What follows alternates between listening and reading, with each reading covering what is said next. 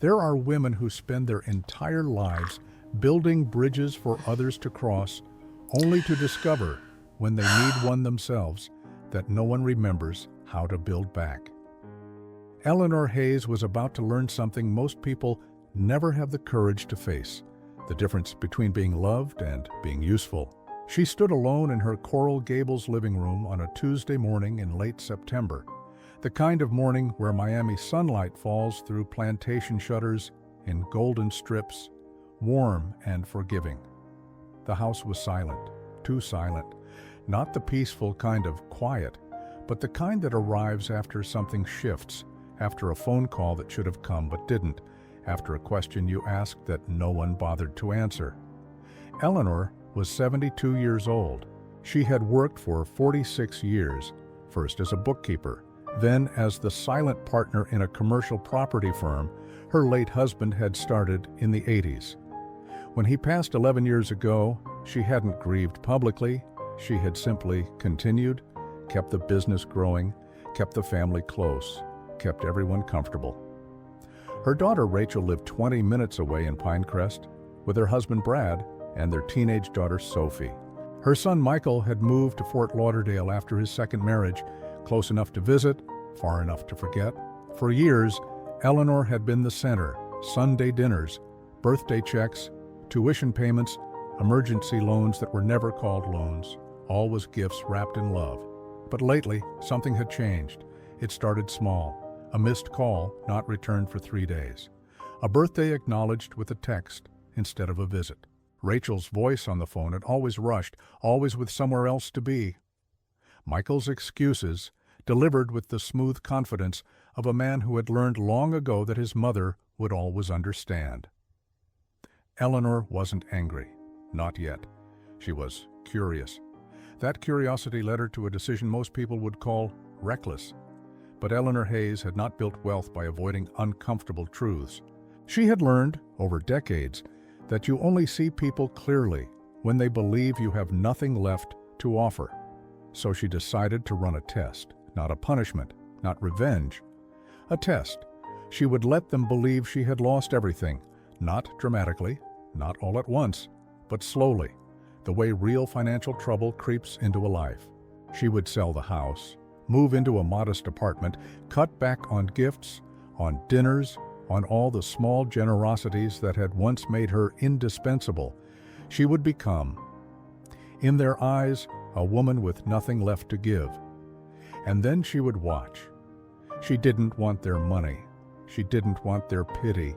She wanted something far more valuable: the truth. The truth about who they were when she was no longer the woman who could solve their problems. The truth about whether they loved her or simply loved what she provided. The plan took 3 weeks to set in motion. She listed the Coral Gables house as temporarily relocating, moved into a small 2-bedroom apartment near Dadeland, the kind of place that smelled faintly of someone else's cooking and had thin walls that carried the sound of neighbors arguing in Spanish. She opened a separate bank account with just enough to live modestly. She stopped hosting Sunday dinners, stopped answering every call on the first ring, stopped being available, and she waited. The first sign came from Rachel. "Mom, I heard you're selling the house. What's going on?" Her daughter's voice on the phone carried concern, but it was the kind of concern that comes with inconvenience, not alarm. Eleanor kept her voice steady. "Tired. I just need to simplify, sweetheart. The house is too much for me now." "But where are you going?" "I found a little place. It's fine. Smaller. Easier." There was a pause. Eleanor could almost hear Rachel calculating, weighing, deciding how much this required of her. "Well, if you need help moving, let me know. Brad's swamped with work, but maybe we can figure something out." Eleanor smiled into the phone, a smile no one could see. "I'll manage, honey. Don't worry about me." Before we begin, I want to say something from the heart. If stories like this bring you comfort, reflection, or hope, consider liking this video and subscribing to the channel. When you do that, you're not just clicking a button. You're helping this work continue, helping these stories reach other people who may need them today. And tell me in the comments where in the world you're watching from, which city and country. I believe this story found you today for a reason. The move happened on a Thursday. Eleanor hired movers she didn't need, men who carried boxes into the small apartment while she directed them with the same quiet authority she had always possessed. She kept only what mattered: her husband's watch, photo albums, a few pieces of furniture that had traveled with her through decades. Everything else was sold or donated. Rachel didn't come to help. Neither did Michael. Both sent texts. Both had reasons. Eleanor unpacked alone. The apartment was clean, functional, forgettable, the kind of place where people lived between better chapters. She set up her small kitchen, hung a single painting in the living room, and sat on her old couch in the fading light of that first evening, listening to the sounds of a life she had chosen to step into. She felt something she hadn't expected: relief. For the first time in years, no one needed her. No one was calling to ask for advice, for money, for her to fix something that had broken. She was invisible, unimportant, free. But freedom, she would soon learn, came with a price. The first month passed quietly. Eleanor adjusted to her new routines: small walks in the neighborhood, coffee at a corner cafe, evenings spent reading books she'd been meaning to get to for years. She still had her phone, still answered when Rachel or Michael called, but the calls grew shorter, less frequent. Just checking in. "Mom, everything okay?" "Yes, honey. Everything's fine." "Good. I'll call you soon." But soon never came. By the second month, the invitations stopped. No more requests to babysit Sophie, no more last-minute asks to help with this or that. It was as if, by becoming ordinary, by no longer being the woman with resources, Eleanor had also stopped being necessary. She watched it happen with the detachment of a scientist observing an experiment. And then, on a cool November evening, Rachel called with news. "Mom, I wanted to let you know, we're having Thanksgiving at our place this year, just immediate family. I hope you understand, with everything going on, we're keeping it small." Eleanor felt the words land, soft and final. "Of course, sweetheart, that sounds lovely. Maybe we can see you the weekend after." Maybe. That night, Eleanor sat at her small kitchen table and wrote one sentence in the notebook she'd been keeping since the test began. She didn't write it in anger. She didn't write it in sadness. She wrote it in clarity, and what she wrote would change everything. Thanksgiving came and went without Eleanor. She spent the day alone in her apartment, preparing a small meal for herself: turkey breast from the grocery store deli, mashed potatoes from a box, the kind of meal that tastes like function rather than celebration. She didn't feel sorry for herself. She had chosen this. But choosing loneliness and experiencing it are two different things. And that afternoon, as she sat at her small table with the television playing low in the background, she felt the weight of what she was learning. The weekend after Thanksgiving, Rachel did call, not to invite her over, but to suggest coffee. They met at a Starbucks halfway between their homes, neutral territory, the kind of place where conversations stay surface level and goodbyes come easy. Rachel looked tired, distracted, her phone face up on the table between them, vibrating occasionally with notifications she glanced at but didn't answer. "So how's the new place, Mom?" "It's fine. Quiet." "Good. That's good." Rachel stirred her latte absently. "Listen, I've been meaning to talk to you about something." Eleanor waited. "Brad and I have been looking at our finances, and with Sophie starting to think about colleges, things are tight. I know you used to help with some things, and I just wanted to let you know we totally understand if that's not possible anymore. We'll figure it out." Eleanor studied her daughter's face. There was no malice there, no cruelty, just the smooth rationalization of someone who had already decided what was reasonable. "I appreciate you understanding," Eleanor said quietly. "Of course. I mean, you have to take care of yourself now, right? That's what's important." They finished their coffees, making small talk about Sophie's school, about Brad's promotion that might or might not come through, about the weather. When they hugged goodbye in the parking lot, Eleanor felt her daughter's arms around her, brief and obligatory, the kind of hug you give someone you're already walking away from. December arrived with its humid Miami version of winter, temperatures dropping into the 60s at night, everyone pretending it was cold enough for sweaters. Eleanor developed new routines. She volunteered twice a week at a local library, shelving books and helping elderly patrons navigate the computers. The irony not lost on her that she was now among the elderly who needed help. She made acquaintances, not friends, people she smiled at and exchanged pleasantries with, but never let close enough to ask real questions. Michael called 3 times in December. The first call was short. "Hey, Mom, just checking in.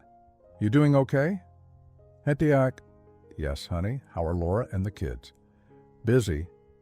You know how it is. Hey, I gotta run. But let's plan something soon, okay?" The second call came 2 weeks later, almost identical. The third call came on December 23rd.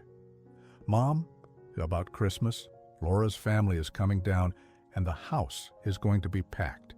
I know you'd usually come, but with everything so cramped, maybe it's better if we catch up after the holidays." Eleanor kept her voice light. "That makes sense. Michael, don't worry about me." "You sure? I mean, if you really want to come..." "No, honey. Spend time with Laura's family. It's fine." There was relief in his voice when he said goodbye.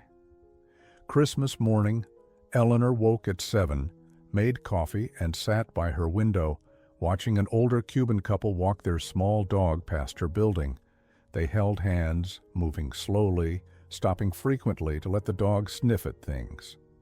She watched them until they disappeared around the corner, and then she got dressed and drove herself to a diner that advertised being open on holidays. The diner was half full, mostly people alone, mostly older. She ordered eggs and toast and sat at the counter reading the newspaper someone had left behind. The waitress, a woman in her 50s with kind eyes and tired feet, refilled her coffee without asking. "Merry Christmas, honey." "Merry Christmas," Eleanor replied. It was the only Christmas greeting she received that day. In January, something shifted. Rachel's calls stopped being about checking in and started being about something else. Something Eleanor could hear beneath the surface of her daughter's carefully casual tone. "Mom, Brad and I were talking. Have you thought about what you're going to do long term? I mean, that apartment is fine for now, but as you get older..." "I'm managing fine, Rachel." "I know, but we worry. What if something happens? What if you fall or get sick? Then I'll handle it." "But shouldn't there be a plan? Maybe we should look at some communities, where there are people around, activities, medical staff on site." Eleanor felt something cold settle in her chest. "You're talking about assisted living?" "Not now, obviously, but eventually.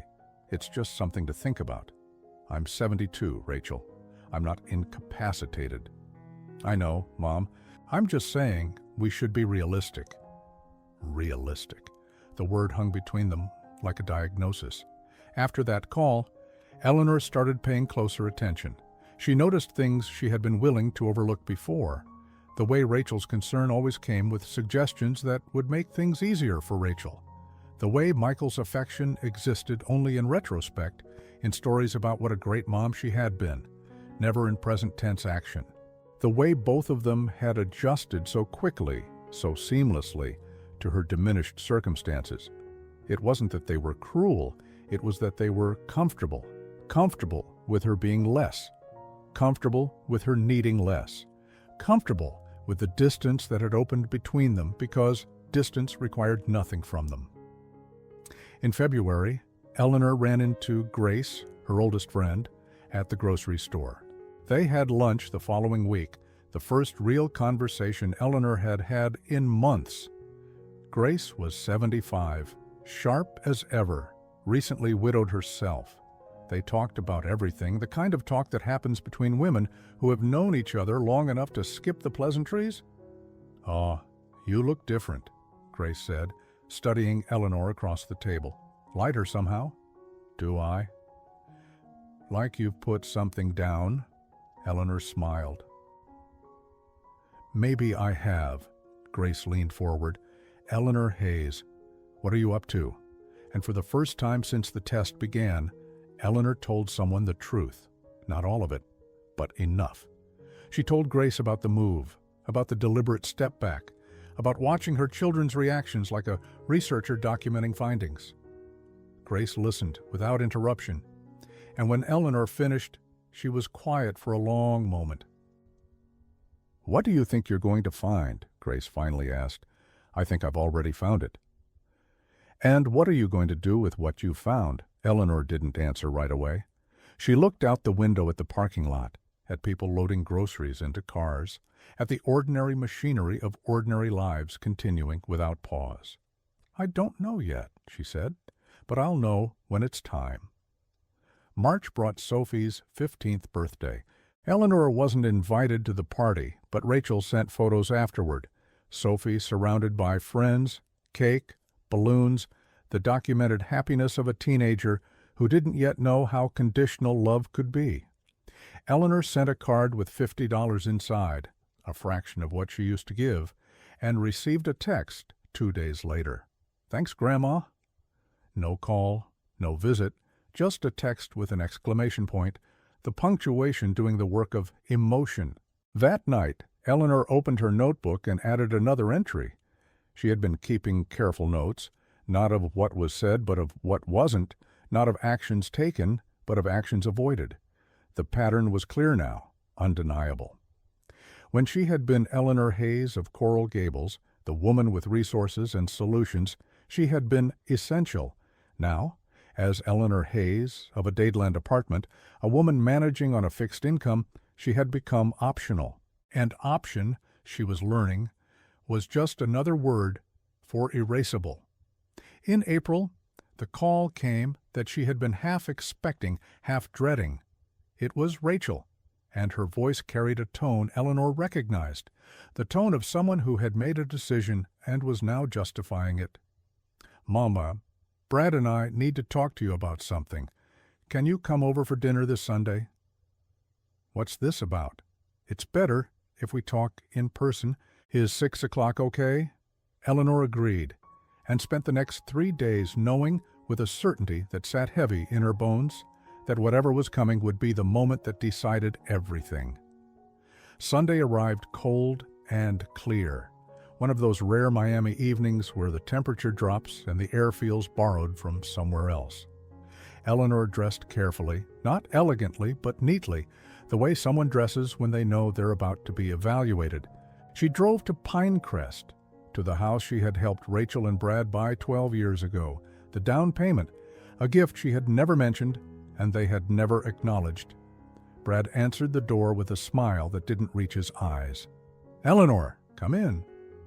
Rachel was in the kitchen, finishing something that smelled like roasted chicken. Sophie was in her room, door closed, music leaking into the hallway. The table was set for 3. They sat down to eat, and the conversation stayed light through the meal, too light, the kind of light that precedes wait. When the plates were cleared and coffee was poured, Rachel and Brad exchanged a glance. And Rachel began, Mom, we've been talking, and we're worried about you. Eleanor sipped her coffee and waited. Yes, you're alone in that apartment, and we know money is tight, and we just think maybe it's time to consider some options. What kind of options? Brad cleared his throat.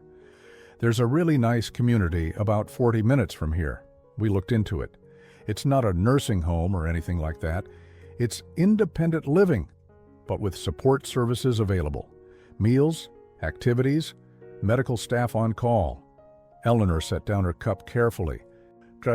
You're talking about a retirement home. It's not like that, Mom. It's active seniors, people your age. You'd have your own apartment, but you wouldn't be isolated. I'm not isolated. Rachel's voice softened in the way that makes hard things easier to say. Mom, you barely leave your apartment. You don't have family nearby. What if something happens? What if something happens here, Rachel? You're 10 minutes from a hospital. Should you move into assisted living? That's not fair, isn't it? The conversation continued, circular and careful, until Brad finally said what they had both been thinking. Eleanor, we've looked at the costs. With what you'd get from selling your remaining assets, you could afford a good place, and honestly, it would give us all peace of mind. Remaining assets. The phrase hit Eleanor like a slap, not because it was cruel, but because it was clinical. They had calculated her worth, tallied her resources, and decided on her behalf what should be done with what little they believed she had left. She stood up slowly. Thank you for dinner. I'll think about what you've said. Rachel stood too. Mom, please don't be upset. We're just trying to help. Eleanor looked at her daughter, really looked at her, and saw a woman who believed what she was saying, who had convinced herself that this conversation was kindness, that planning her mother's managed decline was love. I know you are, sweetheart, Eleanor said quietly. I know. She drove home in silence, and when she walked into her small apartment, she didn't turn on the lights. She sat in the dark for a long time, feeling the weight of what she had just learned settle into permanence. They didn't want to care for her. They wanted to deposit her somewhere that would, and they wanted to do it with her money.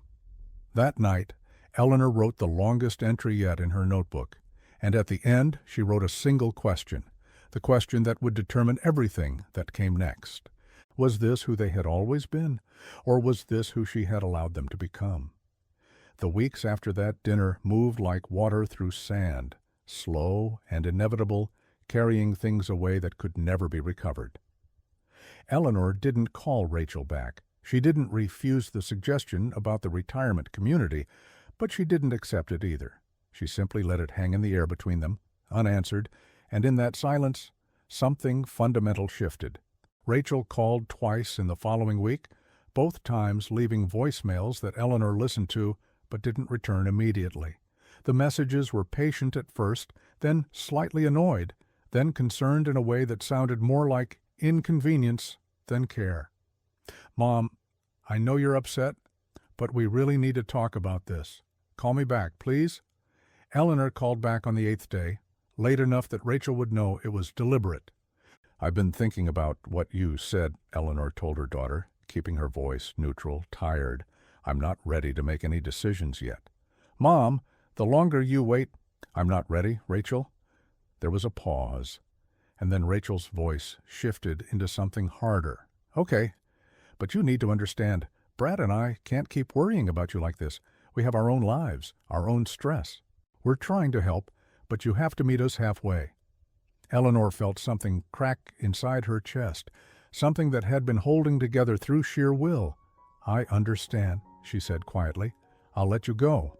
After she hung up, Eleanor sat at her small kitchen table and stared at her hands, the same hands that had signed checks, cooked meals, held her children when they were small and frightened, and certain she could fix anything.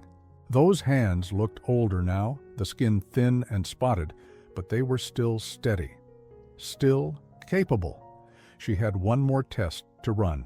In May, Eleanor did something she had never done before. She asked for help, not financial help, but something simpler, something that required only time and presence. She called Michael.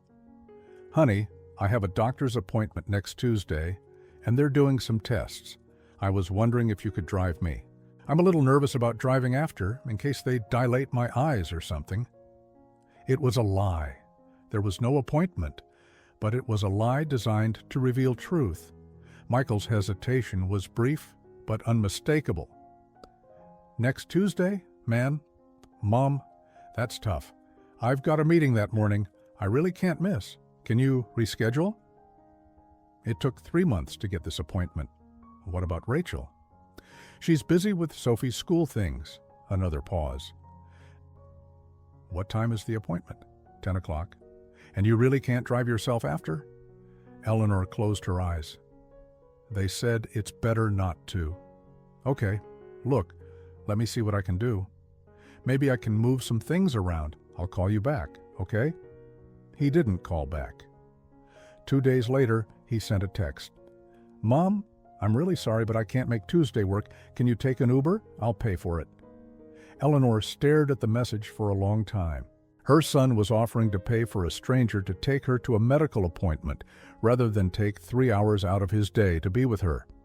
The mathematics of that exchange was brutal in its clarity.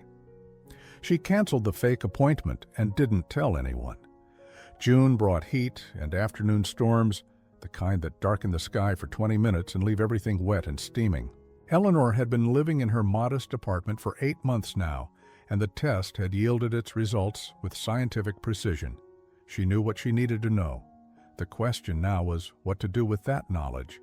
The answer came from an unexpected place. Sophie called. Not Rachel, not Michael, but 15-year-old Sophie, her voice nervous and quick. Grandma, I need to ask you something, and please don't tell Mom I called. Eleanor felt her heart tighten. What is it, sweetheart? There's this summer program, a writing workshop at the university.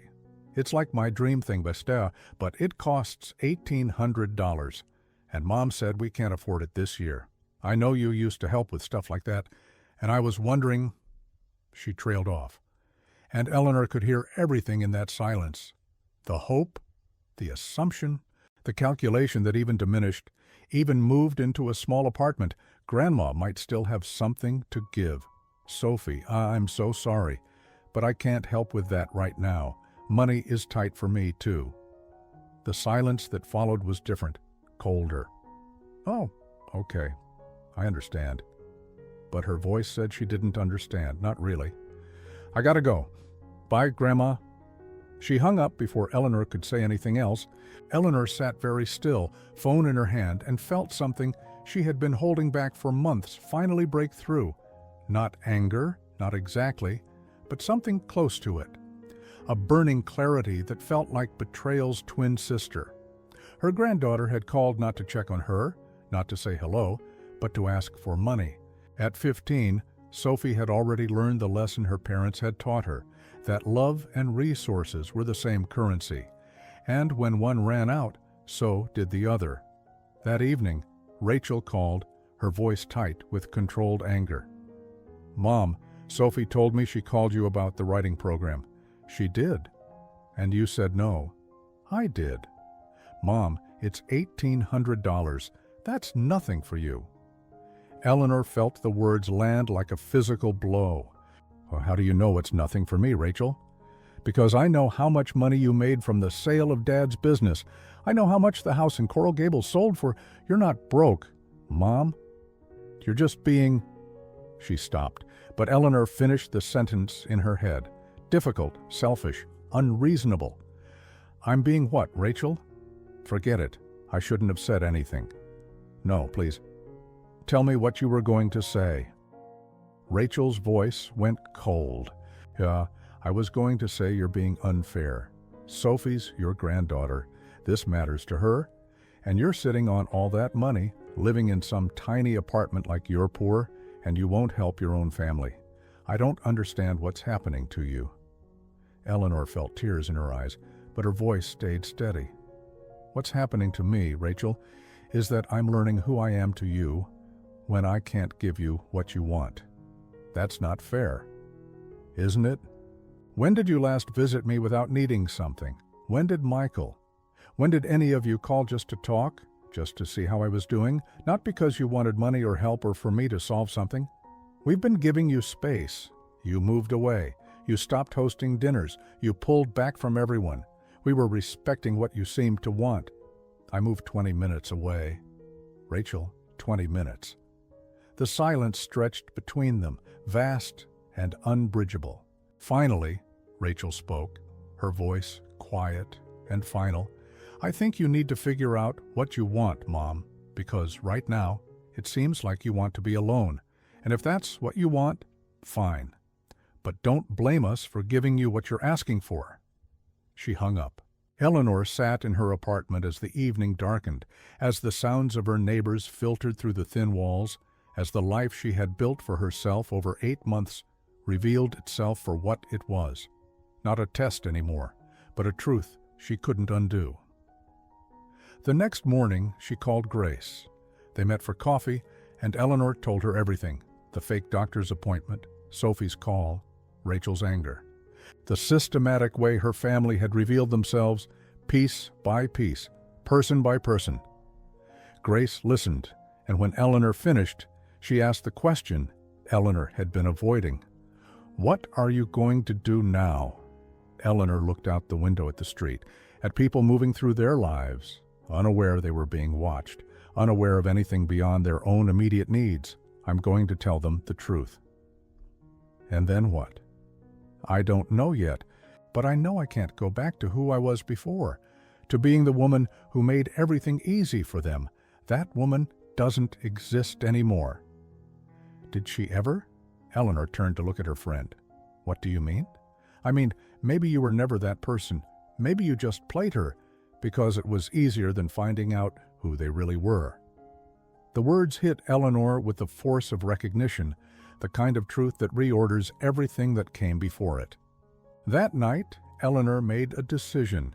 She would gather them together, all of them, and she would tell them what she had done and what she had learned. Not to punish them, though she knew it would feel like punishment. Not to shame them, though she knew they would feel shame.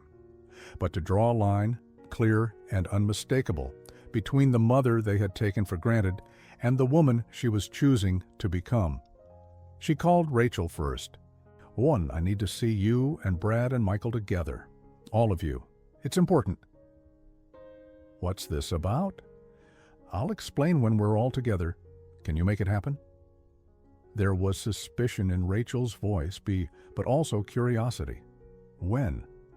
"This Sunday, 6 o'clock, at my apartment." "Your apartment, Mom? It's tiny." "It's big enough for this conversation," Rachel agreed reluctantly, and said she'd coordinate with Michael. The days before Sunday moved slowly.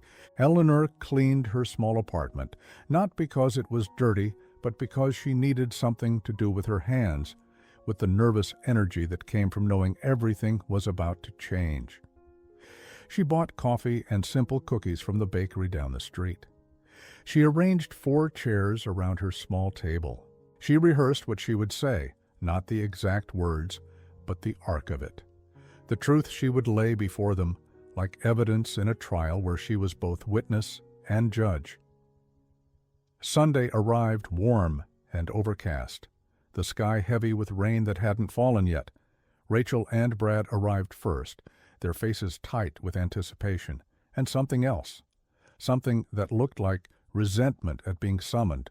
Michael came 10 minutes later, apologizing for traffic, kissing Eleanor's cheek with the easy affection of someone who didn't know he was about to be stripped of his illusions. They sat around her small table, too many people in too small a space, exactly as Eleanor had intended. She poured coffee no one drank and offered cookies no one touched. "Thank you for coming," she began, her voice steady. "I know you're all busy, and I know you're confused about why I asked you here. Mom, if this is about the retirement community," Rachel started. Eleanor raised her hand, gentle but firm. "Please, let me speak." They fell silent. And in that silence, Eleanor began to tell them a story. The story of a test. The story of a woman who had decided to find out what happened when she stopped being useful. The story of 8 months of careful observation, of catalogued absences, of love measured by its presence in hardship rather than its performance in comfort. She told them everything. The apartment that was a choice, not a necessity. The money that had never disappeared, the deliberate step back to see who would step forward, and as she spoke, she watched their faces change. Confusion first, then understanding, then something darker. Shame, yes, but also anger. The anger of people who had been caught, who had been tested without their knowledge and found wanting. When she finished, no one spoke for a long moment. Then Brad, of all people, broke the silence. "So this was all a game to you? Some kind of sick experiment?" Eleanor looked at him calmly. It was a test, and you all failed. Rachel's face flushed red. You had no right to do this, to manipulate us like this, didn't I? I'm your mother. I gave you everything for 40 years. Did I not have the right to find out if you loved me, or just what I could provide? Michael leaned back in his chair, his lawyer's mind working. This is unbelievable. You're upset because we didn't drop everything to take care of you when you were pretending to need help. No, Michael, I'm not upset. I'm informed. There's a difference. Rachel stood up suddenly, her chair scraping against the floor. I can't believe this. We were trying to be respectful, trying not to smother you, and this whole time you were judging us. I was watching you, Rachel, and what I saw was that the moment I stopped being useful, I stopped being necessary. That's not true. Isn't it? When's the last time you invited me to Sunday dinner? When's the last time Michael called just to talk? When's the last time either of you thought about me as anything other than a problem to be managed or a resource to be tapped? The questions hung in the air, unanswered because they were unanswerable. Brad stood too, putting his hand on Rachel's shoulder. I think we should go. But Rachel didn't move. She stared at her mother, and something in her face shifted from anger to something rawer, more painful. Do you know what you've done? She said quietly. You've poisoned everything, every memory, every moment. Now I'll always wonder if you were testing us, if anything was real. Eleanor felt the words pierce her, but she didn't look away. That's how I felt for 8 months, sweetheart, wondering if any of it was real. Rachel turned and walked out. Brad followed. Michael sat frozen for another moment, then stood slowly. I hope whatever you learned was worth it, Mom, he said, his voice thick. Because I don't know how we come back from this. He left, closing the door behind him with a softness that felt worse than slamming it. Eleanor sat alone in her apartment, in the silence they had left behind, and felt the full weight of what she had done settle over her like a blanket made of stone. She had wanted the truth. Now she had it. And truth, she was discovering, was the most expensive thing she had ever purchased. Outside, the rain finally began to fall. The rain fell for 3 days straight, one of those rare Miami stretches where the sky never fully clears and the air stays heavy with moisture and unspoken things. Eleanor moved through those days in a strange state of suspension, not quite regret, not quite relief, but something in between that had no name. She had expected anger from them. She had prepared for accusations. What she hadn't prepared for was silence. No one called. No one texted. It was as if by speaking her truth, she had confirmed their suspicion that she was no longer the mother they had known, and in losing that version of her, they had decided to lose her entirely. On the 4th day, the sun returned, harsh and unforgiving. Eleanor sat at her small table with her notebook open, reading through 8 months of observations, and felt the full complexity of what she had uncovered. It would have been simpler if they had been villains, if their abandonment had been cruel and deliberate. But it hadn't been. It had been thoughtless, gradual, the natural drift of people who had never learned that love required maintenance, that relationships needed tending even when they offered nothing in return. She had taught them that lesson, she realized, by always being there, by always solving everything, by never requiring anything back.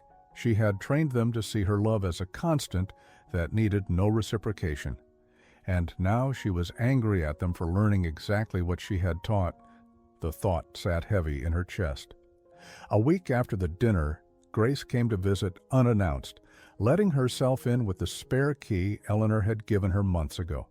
She found Eleanor sitting by the window, staring out at nothing. "You look terrible," Grace said, settling into the chair across from her. "Thank you." "Have they called?" "No."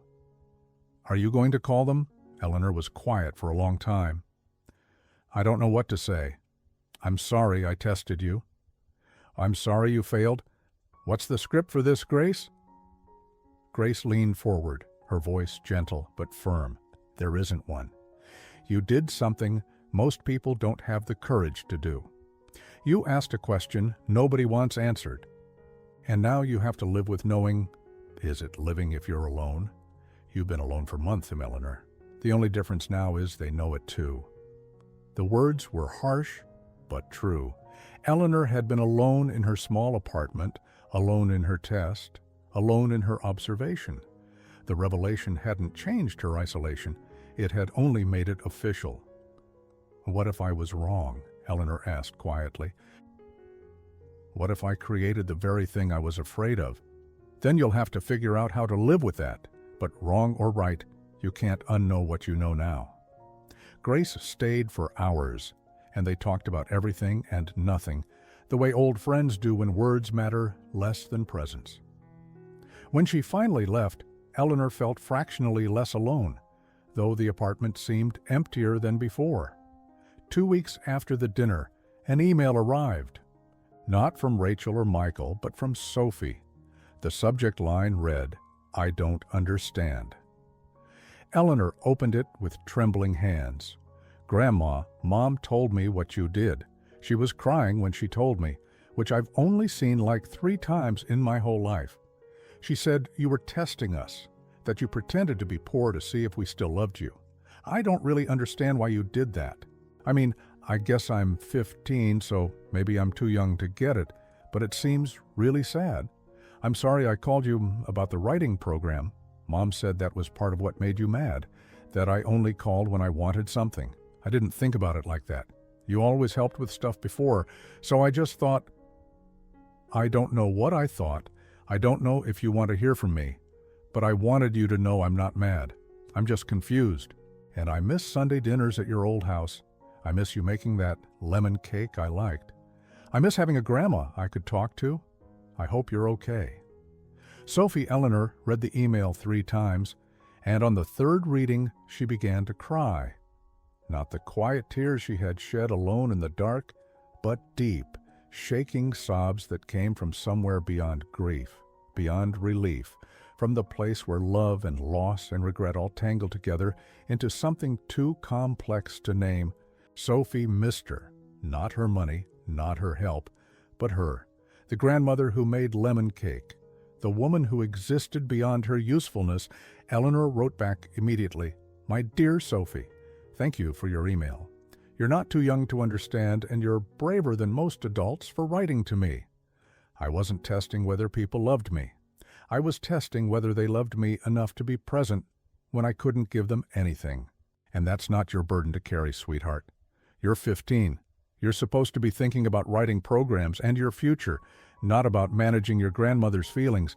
I miss Sunday dinners too. I miss you. And if you want to talk, really talk, not about money or problems, but about life and books and the things that matter, I would love that. You can call me anytime. I love you."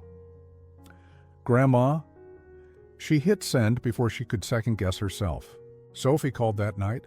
They talked for 40 minutes about school, about her writing, about a boy she maybe liked but wasn't sure, about the way her parents had been weird and quiet lately. Eleanor listened, really listened, and felt something loosen in her chest, some knot of loneliness that had been pulled so tight it had become part of her structure. When they hung up, Eleanor sat in the dark and felt hope for the first time in weeks. 3 weeks after the dinner, Michael called. His voice was stiff, formal, the voice of someone who had rehearsed what they were going to say. "Mom, I think we should talk, not over the phone. Can I come by?" They met the next evening. Michael arrived with his hands in his pockets, his face carrying the exhaustion of someone who had been thinking too hard for too long. They sat in her small living room, and for a moment, neither spoke. Finally, Michael broke the silence. "I've been angry at you, really angry. But I've also been thinking about what you said about us not being there, and I realized something." He paused, choosing his words carefully. "You're right, not about the test. That was, God, Mom, that was awful. But you're right that I haven't been there. I got comfortable. I got used to you being fine, to you having everything handled, and I stopped checking in as a son and started checking in as someone marking a box on a list. Eleanor felt her throat tighten. Michael? He held up his hand. Let me finish. I don't know if I can forgive what you did. Testing us like that, it feels... He struggled for the word. It feels like you didn't trust us, and maybe you were right not to. But it still hurts. I know. But I also don't want to lose you. Laura pointed out that I've been talking about you in the past tense, like you're already gone. And she said, that's a choice I'm making. So I'm here to unmake that choice, if you'll let me. Eleanor reached across the space between them and took her son's hand. It was larger than she remembered, weathered and capable. A man's hand, no longer the boy's hand she had held crossing streets decades ago. I would like that very much, she said, quietly. They talked for 2 hours, not about the money or the test, but about harder things, about the ways Eleanor had made herself indispensable and then resented needing to be, about the ways Michael had taken without seeing he was taking, about patterns laid down over decades that would take time to reshape. When he left, he hugged her, a real hug, the kind that communicated more than words could. I'll call you this weekend, he said, just to talk. No agenda. I'd like that. After he left, Eleanor added a note to her journal, the first hopeful thing she had written in months. Some bridges can be rebuilt, not restored, but rebuilt. Rachel was different. Rachel stayed silent. 4 weeks after the dinner, Eleanor decided she couldn't wait anymore. She drove to Pinecrest, to the house she had helped buy, and knocked on the door. Brad answered, his face carefully neutral. She doesn't want to see you, Eleanor. I know, but I need to see her. I don't think that's a good idea. Please, Brad. 5 minutes. He hesitated, then stepped aside. She's in the study. Eleanor found Rachel at the desk, staring at her laptop screen without really seeing it. When Eleanor entered, Rachel didn't turn around. Rachel, please look at me. I don't want to do this, Mom. I know, but we need to... Rachel finally turned, and Eleanor saw that her daughter had been crying, not recently, but enough that the evidence remained in her eyes, in the tightness around her mouth. Why did you do it? Rachel asked, her voice raw. That's all I want to know. Why? Eleanor sat down slowly. Because I was afraid that if I ever needed you the way you needed me all those years, you wouldn't be there. And I was right to be afraid, wasn't I? That's not fair. Tell me I'm wrong then. Tell me you would have been there. Rachel opened her mouth, then closed it. The silence was answer enough. I wanted to be a mom.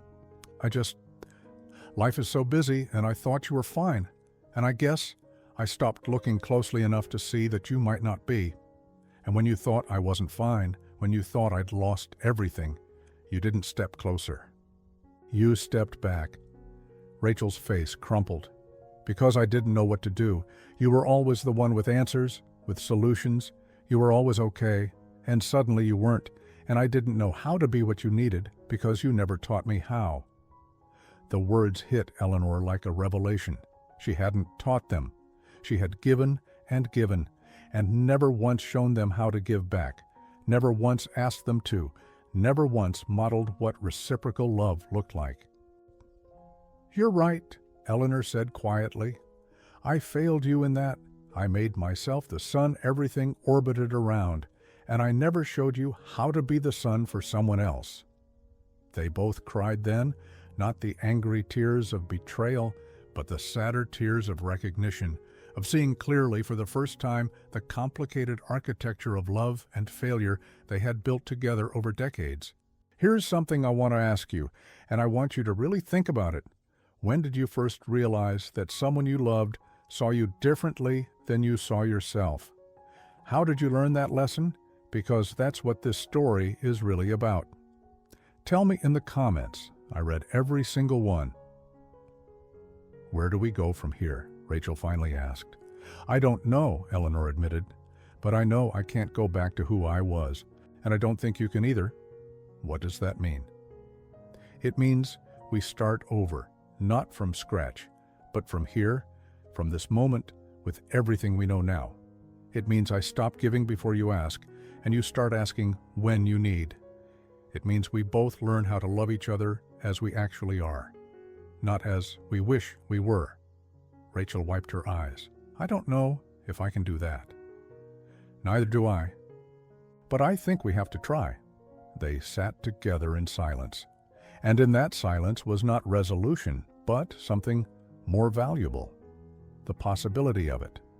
The understanding that love, real love, required more courage than either of them had been willing to show, and that showing it now, after everything, might be the bravest thing they could do. Eleanor drove home as the sun set, the sky painted in impossible colors, and felt something she hadn't felt in months. Not happiness, not yet, but something that might grow into it given time. The weight of truth was heavy, but it was also clean. No more pretending, no more testing, just the hard, honest work of learning who they were to each other now that all the illusions had been stripped away. That night, she received a text from Rachel, Sunday dinner, my place, 6 p.m., just family. Will you come? Eleanor stared at the message for a long time, feeling the weight of that question, understanding that her answer would set the course for everything that came next. She typed 3 words and hit send. I'll be there. Sunday arrived with the kind of crystalline clarity that follows storms, the air scrubbed clean, the light sharp enough to reveal every edge. Eleanor dressed carefully that morning, not in the elegant clothes from her old life, but not in the deliberately modest ones from her test either. Something in between, something true. She arrived at Rachel's house at exactly 6 o'clock, holding a lemon cake she had baked that morning using the recipe Sophie had mentioned in her email. It was a small gesture, but small gestures were all they had right now. The careful steps of people learning to walk toward each other across a bridge they weren't sure would hold their weight. Rachel answered the door herself. Her eyes were red-rimmed but clear, and when she saw the cake, something in her face softened. You remembered. I never forgot. They stood in the doorway for a moment, and then Rachel stepped forward and hugged her mother. It was brief and awkward and perfect, the hug of 2 people who were no longer sure how to touch but were willing to try. Inside, Michael was already there with Laura and their 2 boys. Brad was setting the table. Sophie came downstairs and wrapped her arms around Eleanor without hesitation, the uncomplicated affection of someone too young to have learned to protect herself with distance. I'm glad you came home, Grandma. Me too, sweetheart. They gathered around the table, 7 people in a space designed for 6, everyone slightly too close, slightly uncomfortable, exactly as it needed to be. Rachel had made pot roast, the same recipe Eleanor had taught her 20 years ago. And as they passed dishes and filled plates, the conversation stayed carefully surface level. School, work, the weather, safe topics that allowed them to remember how to be together without addressing everything that had broken. But midway through dinner, Michael set down his fork and looked at Eleanor. Mom, I need to say something. The table went quiet. I've been thinking about what you said, about us only being there when it was convenient. And I realized I don't actually know much about your life right now. I don't know what you do with your days, who your friends are, what matters to you beyond us. I don't know because I never asked. Eleanor felt her throat tighten. So I'm asking now, tell us. Tell us about your life. Not the one you had, but the one you're living. It was such a simple question, but it felt enormous. Eleanor looked around the table at the faces watching her, waiting, and realized this was what she had wanted all along. Not their money, not their service, but their curiosity, their willingness to see her as something more than a role they had cast her in. So she told them. She told them about the library where she volunteered, about Grace and their lunches, about the Cuban couple with the small dog she watched from her window every morning. She told them about the books she was reading, the things she was learning, the quiet pleasures of a life lived on her own terms, without the constant weight of being needed. And as she spoke, she watched their faces and saw surprise there, as if they were meeting someone for the first time, which in a way they were. When she finished, Rachel said quietly, "You sound happy, Mom." Eleanor considered this. "I'm not sure happy is the right word, but I'm present. I'm living my life, not just facilitating everyone else's. And yes, there's happiness in that." Sophie, who had been listening intently, asked the question Eleanor had been waiting for someone to ask. "Do you regret it? The test?" Eleanor took a breath. "I regret the pain it caused. I regret not finding a better way to communicate what I needed. But do I regret learning the truth? No. Because the truth, even when it hurts, is better than living in an illusion." Brad spoke up then, his voice measured. "But wasn't the illusion kinder for all of us?" "Kinder in the short term, maybe. But illusions are expensive, Brad. They cost you the chance to really know each other, to really be known. And at my age, I don't have time left to waste on comfortable lies." The words hung in the air, stark and uncompromising. Rachel pushed her food around her plate. "So where does that leave us? Because I don't know how to be your daughter anymore if I can't trust that you're being honest with me." "Then we start from there," Eleanor said. "From honesty, even when it's uncomfortable." "Okay." Rachel looked up. "Honestly, I'm still angry. Not about what you discovered, but about how you did it. You manipulated us, Mom. You set us up to fail." "You're right, I did. And I'm sorry for that, but I'm not sorry for the boundary it helped me establish." "What boundary?" "The boundary that says I will not pour myself out indefinitely for people who only value what I can give them. That says I deserve to be loved for who I am, not for what I provide. That says I'm allowed to need things too, and if you can't or won't meet those needs, then I need to accept that and adjust accordingly." Michael leaned back in his chair. That sounds like you're saying if we don't show up the way you want, you'll cut us off." "No, I'm saying if you don't show up at all, I won't pretend it doesn't matter. There's a difference between having standards and being manipulative. Michael, I'm allowed to want my children to be present in my life. I'm allowed to be disappointed when they're not. And I'm allowed to make decisions about how much of myself I give based on what I receive in return." "That sounds transactional," Brad said. "All relationships are transactional, Brad. The question is whether the transaction is balanced, whether both people are giving and receiving. For years, I gave everything and asked for nothing, and I told myself that was love. But it wasn't love. It was fear. Fear that if I asked for anything, I'd discover I wasn't worth showing up for. The silence that followed was heavy but not hostile. It was the silence of people absorbing difficult truths, trying them on, seeing how they fit. Finally, Laura, who had been quiet through most of the dinner, spoke up. Eleanor, can I ask you something?" "Of course." "What do you need from us now? Not what you needed before, not what you wish we had done differently, but right now, moving forward, what do you actually need?" It was the most generous question anyone had asked her in months, and Eleanor felt tears prick her eyes. "I need to know that you see me, not as a problem to solve or a resource to tap, but as a person with her own life, her own needs, her own worth beyond what I can do for you. I need phone calls that aren't asking for something. I need invitations that include me, not because I'm useful, but because you want me there. I need to matter, not for what I give, but for who I am." Laura nodded slowly. "That's fair. And I think we can do that. But Eleanor?" "Yes." "You need to let us. You need to stop being so self-sufficient that we can't find a way in. You need to tell us when you need something instead of testing whether we'll guess. Because we're not mind readers, and if you want a different kind of relationship with us, you have to help us build it." The words landed with the force of truth.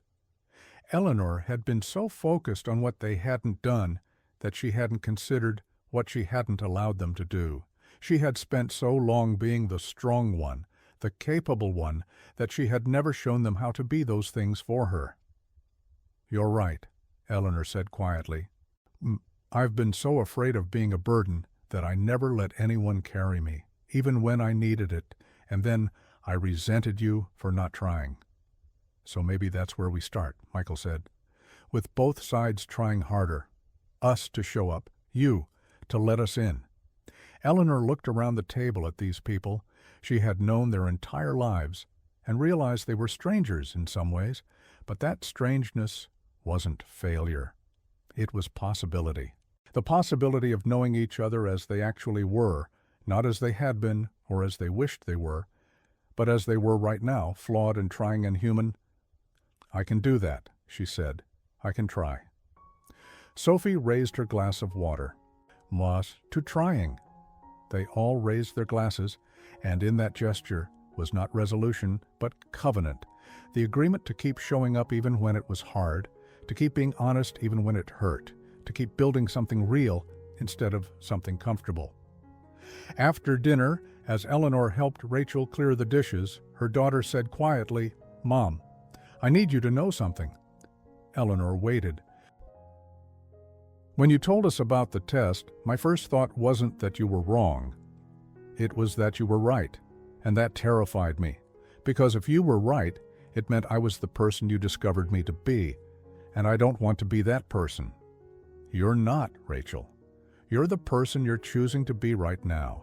What you were, what I was, that's the past. We can't change it, but we can decide what comes next."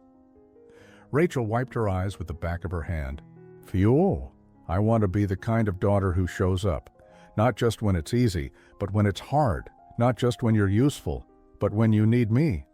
Then be that, starting now." They finished the dishes in silence, but it was a different kind of silence than before, not the silence of things unsaid, but the silence of things understood. When Eleanor left that evening, Sophie walked her to her car.